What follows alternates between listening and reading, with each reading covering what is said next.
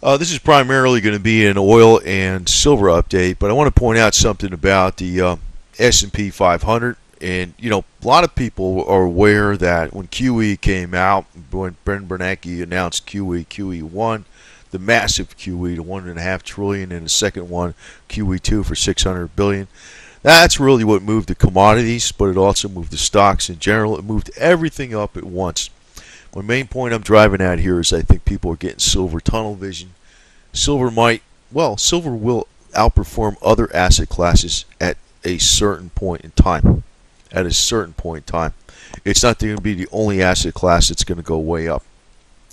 I mentioned before about Eric Sprott getting into the mining. Actually, I think that's extremely smart because the people who are going to be buying silver, where are they going to get it from? Mines.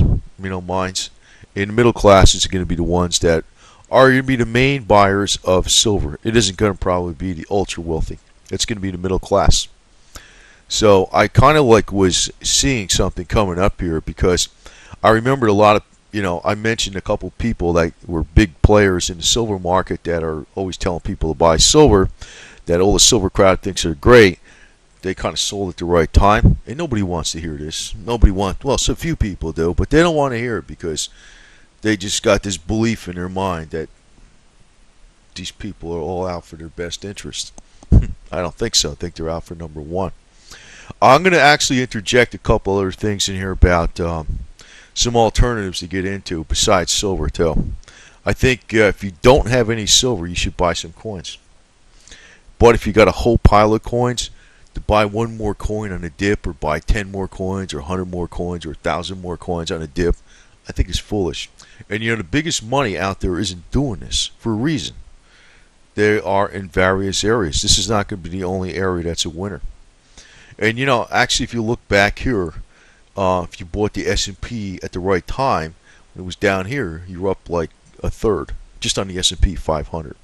And this is something that Ben Bernanke looks at. He's looking at, he's not doing QE because a lot of other areas in the market, in the world, are looking fine, in the economy are looking fine. He's kind of worried about certain things, but actually what's going to drive up the silver and gold market is QE. QE.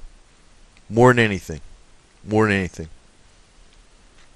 There's another thing too. Curveball coming up. I'll mention it right here. China. If China may rapidly revalue its currency, appreciate its currency, that in effect will devalue the dollar. So, that's one reason to keep in with the silver and gold. But it's not the only asset class that's going to go up in value. Actually, there's going to be many asset classes that are going to go up in value. So I don't want people getting tunnel vision and just only buying silver coins like it's their only salvation, because I think people are being told a pack of lies. And it's not your only salvation. It's something good to do as a portion of your investment, a significant portion, but to go 100% into silver coins is foolish. I just want to state that again. Some people don't want to hear that, but anyway. Here I want to get into this other principle about oil and silver in the S&P, oil and the S&P. There's actually a very, very, very tight relationship between the S&P and oil. Actually, today the S&P 500 went down a little bit, oil went down a little bit. It actually runs pretty close. Now, oil and gold kind of run pretty close too. Now, oil and silver do not run close, but I want to point out, if you look at this chart back in 2011, usually when oil is in a very hard bull run, silver is too, and gold. So, one thing I kind of expect for this year is that we're going to have this problem with the Middle East. I think that Israel is actually going to attack the Iran this year by surprise. It's going to be something not announced. It's just going to be one of these things. One day it's just going to be there's an attack by Israel on Iran. I think I pretty much know the mentality of what's going to happen. And that's going to drive oil way the hell up, and also gold because of fear, panic, tensions, and all this type of stuff. And then silver is going to start flying. Also, in the very short term, let's get onto the silver chart. In a very short term, I think silver's still going to drop, even though it's going up today. It may go up a little bit during the week, then unexpectedly it's going to get hit hard. I think there's probably some news looming also about banking crisis in Europe. That's going to hit this metal hard. Long term, and actually not even that long term, I think the metal's going to fly. There's a lot of pressure behind the scenes where people are buying up this metal physically left and right. So it's not going to stay down. But right now I'm actually short in the metal, and so far that position's been okay. And, I think I'm going to chicken out of the short position at around $30 or below if it goes down that low, and just hold cash. Theoretically, I kind of expected to go below 26.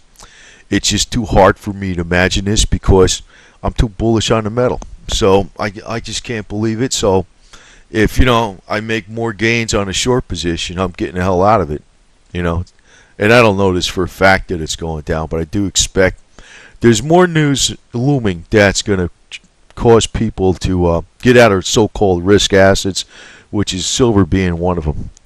And I know, like, when you're in it electronically, it's a risk asset. When you're in it physically, you consider it as safety. But also want to mention again, don't go 100% into silver coins. And, there's a lot of people out there that are telling people to do just that. I think that's stupid. Don't hold. There's people out there with an attitude that all fiat cash is bad. That's incorrect. You should keep fiat cash on side. You should not go 100% into shiny silver coins.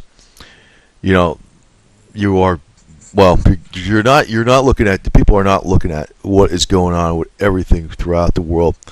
I know the principles about the Federal Reserve and what's going on at the central bank left and right. So let me put it this way.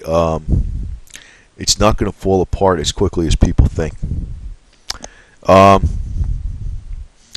This I found to be a very interesting article.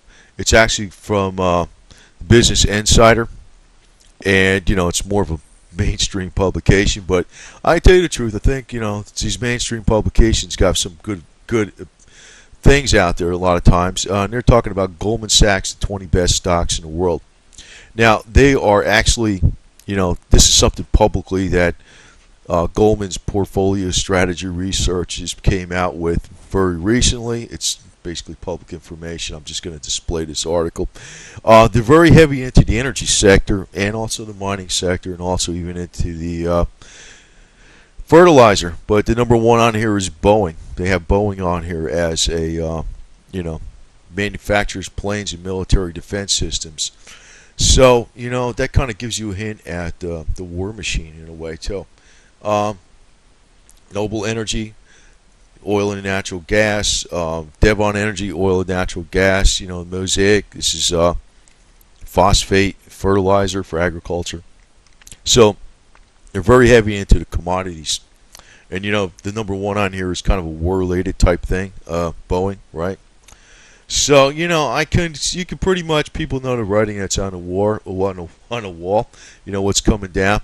And Goldman, a lot of people think they're always out to rip off their clients. Let me put it this way: everybody's out to make money, but Goldman doesn't make money if their clients don't make money. So it kind of comes around full circle. So they're not going to rip them off per se. Everybody's out to make money, and the clients aren't that stupid either. So that's one thing I've always contended. That's why I'm not saying Goldman's a bunch of saints or anything like that, but they're not going to be business if they rip everybody off. That's their own client. Forget about it. Now, I just want to interject, if you want to talk about the insider establishment, the insider establishment is actually the oil industry. Our money is basically based upon oil, energy. And, the one way that really people can gain independence is through agriculture. This is like the most maligned area that people should never be into, they say, because, it's not, it doesn't have this status to it. Like a lot of people have to have a title after their name. They're this, they're that. They walk around in an office. They do this, they do that. But actually, if you look back to our founding fathers like Thomas Jefferson and everything, they all praise the farmer. They praise the farmer. And I pointed out yesterday about the hemp product, the industrial hemp, the non-drug use hemp, the actual industrial hemp.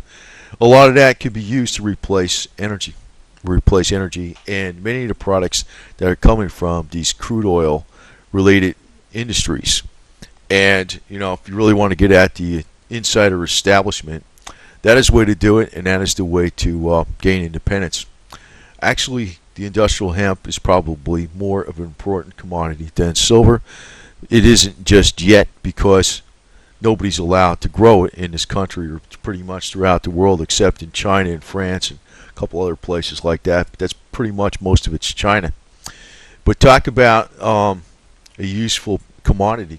Hemp would be something that anybody, and I'm not talking to weed that for people smoke and all this type. I'm talking about the industrial hemp. That would be a commodity that almost anybody can grow easily, just for money that they just get or their own use, right? And it has medicinal value and all these different things like that. And it's in direct competition with the oil industry and the pharmaceutical industry. So I just want to point out some things. Actually, there's other things out there that are better than silver. And it's going to take a hell of a lot to get them out where people can actually do these types of things.